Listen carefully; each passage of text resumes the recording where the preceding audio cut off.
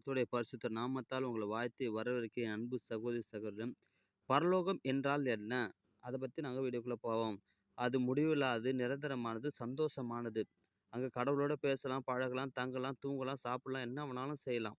என்ன சாப்பிட்லான்னு சொல்கிறீங்கன்னா, ஆவிக்குரிய சாப்பாடு சொல்கிறோம், உலகத்துடைய சாப்பாடு சொல்லலை. தேவனோட இணைஞ்சிருக்கலாம், தேவனோட சந்தோஷமாக முகமுகமாக அவரோடு இணைஞ்சிருக்கலாம். அதை சொல்லத்துக்கு விவரிக்க வார்த்தையே இல்லை.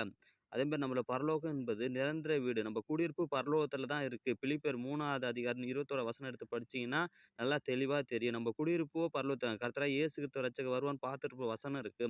அப்புறம் நம்ம பரலோகத்துல நிரந்தர கூடாரம் இருக்கு. 2 கொரிந்தியர் 5:1.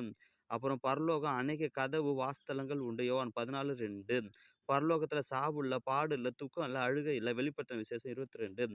பரலோகத்துல தேவன் தங்கும் இடம். அதுங்க தான் தேவன் தங்கியிருக்காரு. எங்க இப்ப இயேசு கிறிஸ்து, பிதா, பரிசுத்தாவி இருக்குன்னா பரலோகத்துல தான். பரிசுத்தாவி நம்மளோட இருக்கிறார், அங்கேயும் இருக்கிறார்.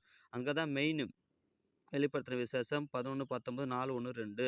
பரலோகம் வெளியேற பெற்ற பொக்கிஷம். பூமியில் மத்தேயு 6ஆம் அதிகாரம் 19 இருக்குது. பூமியில் உங்க செல்வம்னா பரலோகத்தில் பொக்கிஷத்துல சேர்த்து வைங்கன்னு சொல்லி போட்டிருக்கு. இப்படி பரலோகத்தை பத்தி சொல்லிக்கிட்டே இருக்கலாம். பரலோகத்தை பத்தி என்ன வேணாலும் சொல்லலாம். பரலோகத்தை பத்தி இன்னும் எனக்கு தெளிவா தெரியணும்னு ஆசைப்படுறேன் என் சகோதரி சகோதரிகளே, என் நம்பர் அதுல இருக்கு. வாட்ஸ்அப் நம்பர் இருக்கு. அதுல வரும். பரலோக பரிசன் ஊழியங்கள்ல வரும். அந்த நம்பருக்கு கால் பண்ணுங்க. பரலோகத்தை பத்தி துவக்கம் முதல் முடிவு வரை உங்க கேள்விக்கு வேத வசனத்திலே நானும் பரிசுத்தாவியும் சொல்ல ரெடியா இருக்கோம். நானும் இயேசு கிறிஸ்துவும் சொல்ல ரெடியா இருக்கிறோம். ஆவத்தமா பரலோகத்துக்கு போகணும்னு ஆசைப்படுற ஒவ்வொரு ஆத்துமாக்களும் கால் பண்ணுங்க. உங்களுக்காக நானும் இயேசு கிறிஸ்து பரிசுத்தாவியும் பிரிஞ்சு பேசி ஜெபம் பண்ணிட்டே இருக்கிறோம். ஸ்தோத்திரம். அல்லேலூயா. ஆமென். கால் பண்ணுங்க. கர்த்தர் உங்களை ஆசீர்வதிப்பார்.